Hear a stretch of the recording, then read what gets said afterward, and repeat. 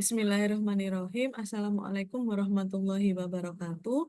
Yang terhormat Bapak Profesor Dr. Bambang Wijanarko Oto, MSI, selaku promotor. Yang terhormat Ibu Sofi Andari Estak, MSI PhD, selaku kopromotor. Yang terhormat Bapak Ibu dosen penguji, Ibu Profesor Dr. Vita Ratnasari, MSI, dan Bapak Jari Dwi Trijoyo Purnomo, MSI PhD. Pada kesempatan kali ini, saya akan mempresentasikan terkait proposal disertasi saya dengan judul Segmentasi Partially Square Structural Equation Modeling (PLSM) menggunakan kernel Kamin Clustering atau disingkat dengan PLSM KKC. Latar belakang penelitian diawali dengan pembahasan terkait Structural Equation Modeling atau lebih dikenal dengan SEM. SEM sendiri merupakan analisis multivariat yang digunakan untuk menguji model konseptual yang melibatkan hubungan antara variabel laten, yaitu variabel yang tidak dapat diamati secara langsung. SEM sendiri terbagi atas 3 jenis, yaitu CB-SEM, PLS-SEM, dan Data Driven SEM. CB-SEM sendiri merupakan metode awal SEM yang dikembangkan oleh Joreskov pada tahun 1970, di mana pada proses estimasinya menggunakan metode MLE, sehingga harus memenuhi asumsi multivariat normal dan jumlah sampel yang besar. PLSM muncul sebagai sebuah alternatif yang lebih fleksibel. PLSM menggunakan estimasi parameter OLS sehingga asumsi-asumsi parametrik tidak harus dipenuhi. Sementara data driven SEM merupakan analisis yang digunakan untuk mengetahui hubungan antar variabel eksogen dan endogen berdasarkan data empiris. Dengan tingkat fleksibilitas PLSM yang tinggi tersebut, maka pada penelitian ini jenis analisis SEM yang digunakan adalah Partially Square Structural Equation Modeling atau PLSM. Namun, PLSM sendiri juga memiliki keterbatasan, yaitu adanya heterogenitas yang tidak teramati atau disebut unobserved heterogeneity. Unobserved heterogeneity ini dapat disebabkan karena penggunaan variabel laten dan variasi responden, yaitu responden yang berasal dari karakteristik yang sama mungkin memiliki pendapat yang berbeda terkait suatu hal. Unobserved heterogeneity ini dapat diatasi menggunakan proses segmentasi pada PLSM yang melalui metode clustering, yaitu clustering pada residual, baik residual model struktural dan residual model pengukuran. Yang didapatkan dari proses segmentasi ini nantinya adalah model lokal PLSM. Metode segmentasi pada PLSM yang sudah dilakukan antara lain adalah VMIC PLS yang dikembangkan oleh Han et al. Pada tahun 2002, yaitu segmentasi pada pemodelan PLSM menggunakan algoritma expectation maximization.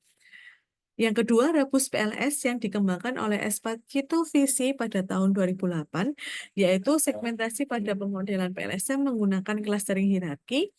PLS POS yang dikembangkan oleh Becker pada tahun 2013, yaitu segmentasi PLSM menggunakan algoritma hill climbing, dan PLSM PLSM Kamin yang dikembangkan oleh Fordelone dan Visi pada tahun 2020, yaitu segmentasi dalam pemodelan SEM yang menggunakan clustering non-hierarki, yaitu Kamin clustering. Namun, pada aplikasinya, PLSM Kamin ini memiliki keterbatasan ketika sebuah data yang digunakan memiliki sifat non-linear separable atau tidak dapat dipisahkan secara linear. Proses Kamin cluster ini tidak akan menghasilkan hasil yang optimal ketika data itu bersifat non-linear separable, sehingga terdapat alternatif metode yang dapat digunakan, yaitu metode yang melibatkan fungsi kernel. Fungsi kernel di sini dapat memetakan data yang awalnya bersifat non-linear separable menjadi bersifat linear separable, sehingga proses clustering yang dilakukan lebih optimal. Berdasarkan latar belakang yang telah disampaikan terkait dengan keterbatasan clustering Kamin yang dilakukan pada proses segmentasi PLSM, maka pada penelitian ini eh, diusulkan sebuah metode baru yaitu PLSM Kernel Kamin Clustering atau disebut juga PLSM KKC. PLSM KKC nantinya akan diterapkan pada pemodelan niat keperilakuan seseorang terhadap penggunaan e-learning di Universitas Muhammadiyah Sidoarjo menggunakan Unified Theory of Acceptance and Use of Technology atau disingkat dengan UTAUT yang dikembangkan oleh Venkatesh et al. Pada tahun 2003. Model UTAUT ini telah dilakukan berbagai macam aplikasi pada penggunaan e-learning, namun terbatas pada penggunaan analisis PLSM yang tidak memperhatikan adanya unobserved heterogeneity yang terjadi. Sehingga tujuan analisis yang dapat disampaikan antara lain adalah yang pertama melakukan pengembangan algoritma untuk menduga parameter model SEM menggunakan PLSM KKC. Yang kedua melakukan studi simulasi pada algoritma PLSM KKC. Yang ketiga menerapkan algoritma PLSM KKC pada model niat keperilakuan menggunakan e-learning di Universitas Muhammadiyah Sidoarjo menggunakan PLSM KKC. Rumusan permasalahan pada penelitian ini adalah bagaimana mendapatkan model menggunakan kombinasi antara model PLSM dan kernel Kamin clustering atau disingkat dengan PLSM KKC, bagaimana melakukan studi simulasi pada algoritma PLSM KKC, dan bagaimana memperoleh klaster yang relevan pada pemodelan niat keperilakuan seseorang dalam menggunakan e-learning di Universitas Muhammadiyah Sidoarjo menggunakan algoritma PLSM KKC. Manfaat penelitian adalah memberikan kontribusi teori pada pengembangan model PLSM dengan memperhatikan adanya heterogenitas yang tidak teramati pada unit-unit pengamatan, serta mengetahui penerapan metode PLSM KKC pada pemodelan niat keperilakuan seorang dalam menggunakan e-learning di Universitas Muhammadiyah Sidoarjo. Batasan masalah pada penelitian ini, model pengukuran yang digunakan adalah model pengukuran yang bersifat reflektif. Dan model UTAUT yang digunakan adalah model UTAUT yang dikembangkan oleh Venkatesh pada tahun 2003 yang terdiri dari 4 konstruk yaitu harapan kinerja, harapan usaha, kondisi fasilitas, dan pengaruh sosial. Kajian pustaka yang dibahas antara lain ada 4 kajian yaitu terkait SEM, PLSM, dan kernel Kamin clustering serta model UTAUT. Structural Equation Modeling atau SEM merupakan analisis yang digunakan untuk mengetahui hubungan keterkaitan antara variabel indikator, yaitu variabel yang dapat diamati secara langsung dengan variabel yang tidak dapat diamati secara langsung. SEM menguji struktur dalam sebuah model struktural yang melibatkan variabel laten endogen dan variabel laten eksogen. Model SEM sendiri terdiri dari 2 model, yaitu model pengukuran dan model struktural. Yang pertama, model struktural atau inner model yang merupakan model yang menunjukkan hubungan antara laten atau konstruk berdasarkan teori substantif. Model struktural berdasarkan Schumacher dan Lomax pada tahun 2004 dinyatakan pada persamaan 1, di mana eta merupakan faktor laten endogen yang berkurang. Ukuran Q kali 1, beta merupakan matriks pengaruh laten endogen terhadap laten endogen lainnya, gamma merupakan matriks koefisien pengaruh laten eksogen terhadap laten endogen, C adalah vektor residual variabel laten eksogen, zeta adalah vektor residual variabel laten endogen, P merupakan jumlah laten eksogen, dan Q adalah jumlah variabel laten endogen.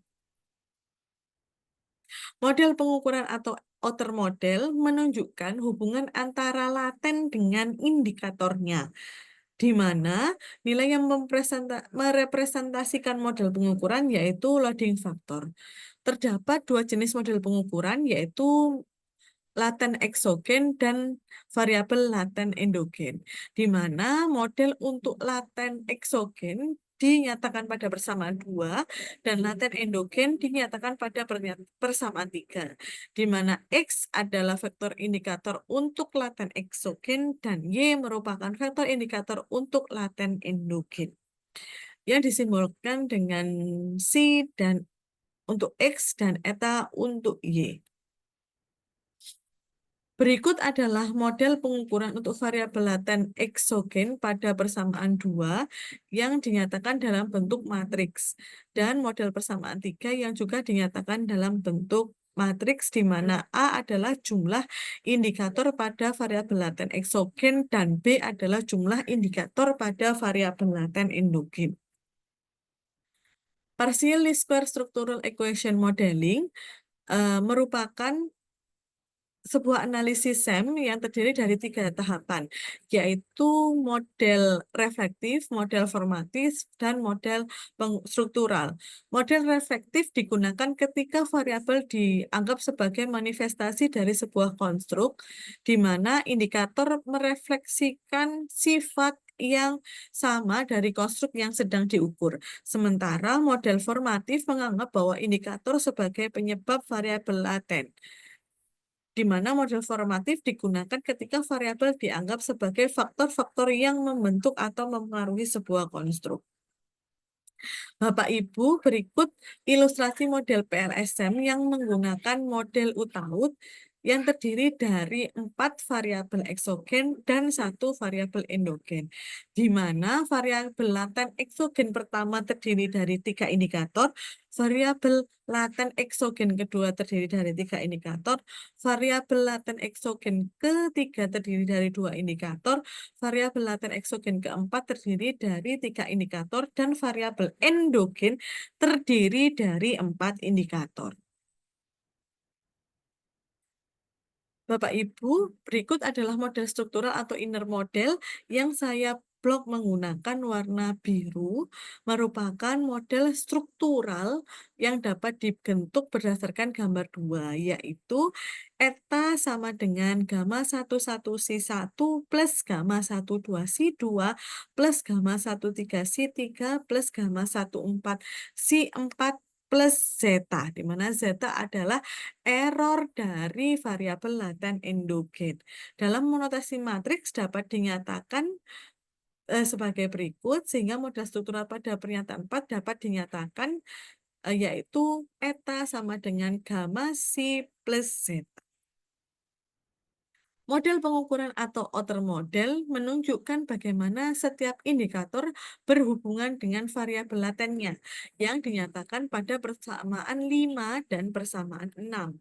Berikut adalah model pengukuran reflektif sesuai gambar 2 dalam notasi vektor dan matriks.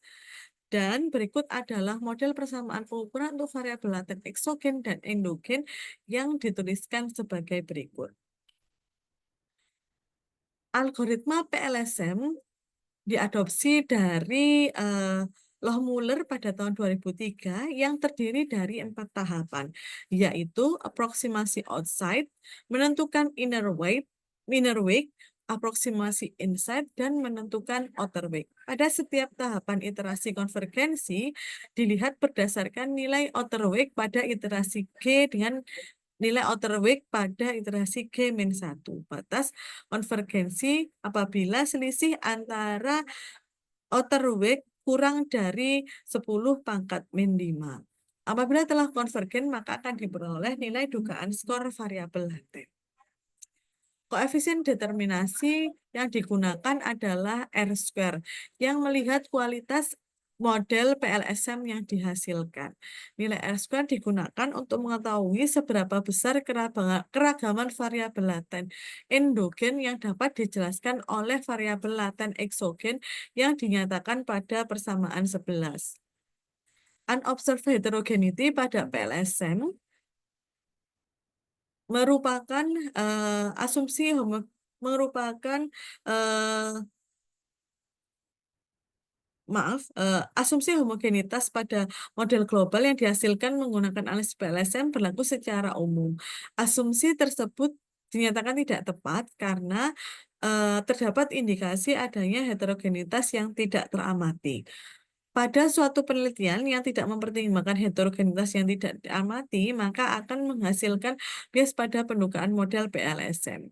Salah satu pendekatan yang dapat dilakukan untuk mengatasi hal ini adalah dengan menggunakan proses segmentasi pada unit observasi. Metode clustering, secara umum cluster menunjukkan kelompok atau elemen yang serupa dan berkumpul atau terjadi kedekatan satu sama lain. Clustering nonlinear memperbolehkan batas kelompok untuk memiliki bentuk yang kompleks atau nonlinear pada sebuah ruang fitur. Beberapa penelitian terdahulu terkait metode clustering telah dilakukan yang menunjukkan bahwa kernel Kamin clustering lebih efektif digunakan karena apabila data tersebut memiliki sifat nonlinear separable, sehingga untuk menyelesaikan masalah nonlinear diperlukan sebuah fungsi kernel yang mengubah data menjadi bersifat linear separable. Kernel Kamin clustering merupakan pengembangan dari algoritma Kamin yang memanfaatkan fungsi kernel. Tujuannya adalah meningkatkan ketepatan hasil pengelompokan. Pada metode kernel Kamin diharapkan data dapat dipisahkan lebih baik sehingga data yang awalnya bersifat nonlinear separable dapat menjadi bersifat linear separable. Beberapa fungsi kernel antara lain adalah fungsi kernel linear yang dinyatakan pada persamaan 13, fungsi kernel polinomial yang dinyatakan pada persamaan 14, fungsi kernel Gaussian yang dinyatakan pada persamaan 15, dan fungsi sigmoid yang dinyatakan pada persamaan 16. Kernel RBF dikatakan lebih efektif dalam mengambil data yang memiliki hubungan nonlinear karena bentuk fungsi Gaussian yang dapat memetakan data pada input ke dalam ruang fitur yang memiliki dimensi lebih tinggi, sehingga yang semula data bersifat nonlinear separable menjadi data yang bersifat linear separable. Metode Silhouette ini digunakan untuk mengukur kualitas hasil clustering. Nilai Silhouette berkisar antara -1 sampai 1. Nilai Silhouette dihitung berdasarkan persamaan 16. Unified Theory of Acceptance and Use of Technology atau disingkat dengan UTAUT merupakan suatu model yang digunakan untuk mengevaluasi sistem teknologi informasi, di mana model UTAUT ini adalah model gabungan antara model Unified dan model penggunaan teknologi yang dikembangkan oleh Venkatesh pada tahun 2003. Model UTAUT 1 ditampilkan sebagai berikut dan model UTAUT 2. Model UTAUT 1 terdiri dari 4 konstruk, sedangkan model UTAUT 2 terdiri dari 6 konstruk dan beberapa variabel moderasi. Pada penelitian ini yang digunakan adalah model UTAUT 1 dengan melibatkan 4 konstruk dan tidak menggunakan variabel moderasi karena subjek penelitian ini berasal dari satu universitas yang sama dengan umur yang relatif sama dan mempunyai pengalaman yang sama dalam menggunakan sistem. Dan sistem tersebut dinyatakan bersifat wajib untuk mahasiswa. Hubungan antar konstruk, behavioral intention dan use behavioral juga tidak digunakan karena sistem e-learning yang digunakan adalah sistem yang bersifat wajib yang digunakan dalam kurun waktu yang tertentu. Jadi setelah mahasiswa lulus otomatis tidak menggunakan e-learning sehingga use behavioral tidak digunakan. Metode satu ini terdiri dari 4 konstruk, yaitu harapan kinerja, harapan usaha, pengaruh sosial, dan kondisi fasilitas sesuai dengan uraian sebagai berikut. E-learning sendiri merupakan pembelajaran elektronik yang mengacu pada penggunaan teknologi informasi, di mana e-learning melibatkan penggunaan internet, perangkat mobile, platform pembelajaran online, dan menyampaikan materi serta memfasilitasi interaksi antar peserta didik. Kelebihan dari penggunaan e-learning adalah fleksibilitas waktu, namun penting juga untuk mempertimbangkan bahwa E-learning ini dapat dikombinasikan antara pembelajaran jarak jauh dan pembelajaran tatap muka sehingga menjadi pendekatan yang lebih efektif di dunia pendidikan. Beberapa artikel terkait penggunaan e-learning adalah sebagai berikut yang hanya terbatas pada penggunaan PLSM dengan model UTAUT, belum mempertimbangkan heterogenitas yang tidak teramati pada PLSM. Metodologi penelitian yang digunakan terdiri dari 3 tahapan. Yang pertama adalah persiapan penelitian yang mengumpulkan literatur kepustakaan. Tahap 2 adalah mendapatkan algoritma untuk menduga parameter model PLSM KKC dengan tahapan algoritma sebagai berikut. Yang pertama adalah bagaimana menentukan model konseptual berdasarkan gambar 2 yang terdiri dari 4 konstruk, yaitu 4 variabel laten eksogen dan 1 variabel laten endogen. Arab variabel laten eksogen dinyatakan dengan Si1, Si2, Si3, dan Si4, sedangkan variabel laten endogen dinyatakan dengan eta, di mana setiap variabel eksogen dan endogen diwakili oleh beberapa variabel yang tampil pada gambar berikut.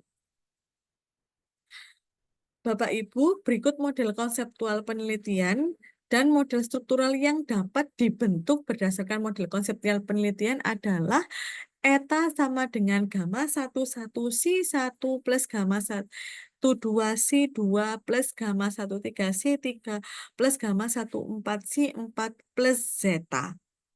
Sedangkan model pengukuran untuk Si1 dapat dinyatakan X11 sama dengan lambda 11 Si1 plus delta 11, X12 sama dengan lambda 12 Si1 plus delta 12, X13, maaf di sini salah ketik, yaitu lambda 13 Si1 plus delta 13.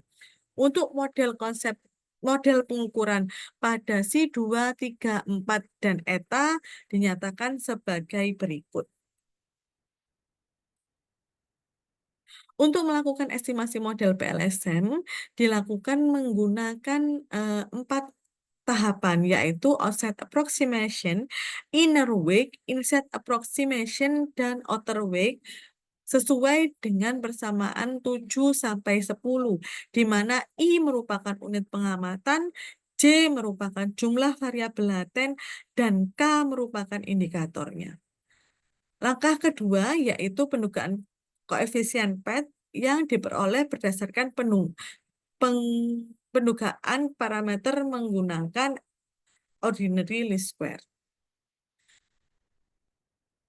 Setelah didapatkan skor variabel laten, maka diperoleh nilai residual, model struktural, dan model pengukuran yang dapat dinyatakan pada matriks berikut, sehingga nantinya residual inilah yang akan dikelompokkan menggunakan kernel Kamin clustering. Segmentasi residual menggunakan kernel Kamin clustering dilakukan dengan tahapan sebagai berikut.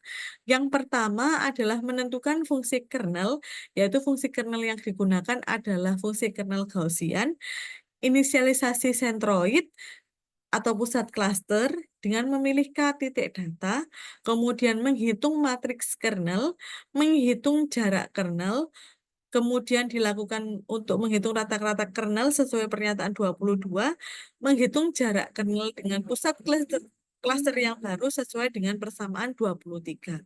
Proses iterasi ini berhenti ketika tidak ada perubahan dalam keanggotaan klaster. Setelah mendapatkan klaster yang relevan, maka selanjutnya dilakukan pengelompokan setiap observasi dalam unit segmen yang terbentuk dan mengestimasi model PLSM masing-masing kelompok yang terbentuk. Tahap 3 adalah menerapkan metode PLSM KKC ini pada studi simulasi, dan hasil simulasi ini memungkinkan untuk menyelidiki perilaku kinerja PLSM KKC dengan mempertimbangkan data yang berjumlah 50, 100, dan 500 dan distribusi indikator model yang digunakan berdistribusi normal standar. Outer model yang digunakan adalah mode A, yaitu yang bersifat reflektif, sedangkan jumlah variabel indikator yang digunakan masing-masing adalah 3 variabel indikator. Inner wake yang digunakan yaitu skema centroid pad dan skema faktor. Dan karakteristik hasil segmentasi yang digunakan adalah 2 segmen dan 3 segmen, di mana jumlah anggota setiap segmen adalah seimbang. Yang keempat adalah aplikasi metode PLSM KKC pada niat keperilakuan seseorang menggunakan e-learning di Universitas Muhammadiyah Sidoarjo, di mana sumber data penelitian adalah sebagai berikut, yang dinyatakan pada tabel 1 sebagai berikut. Berikut merupakan struktur data penelitian, model konseptual berdasarkan model UTAUD yang terdiri dari 4 konstruk, kerangka konseptual dinyatakan pada gambar 2 di atas, kemudian menghitung residual, mengelompokkan unit observasi, mengelompokkan setiap observasi berdasarkan segmen yang terbentuk. Dilanjutkan, nomor 8 adalah mengestimasi model PLSM, 9 mengevaluasi model menggunakan koefisien determinasi R-square, dan mendeskripsikan setiap segmen yang terbentuk. Berikut adalah susunan pustaka yang digunakan, dan terima kasih. Demikian presentasi dari saya. Mohon masukan dari Bapak Ibu dosen penguji dan promotor serta kopromotor.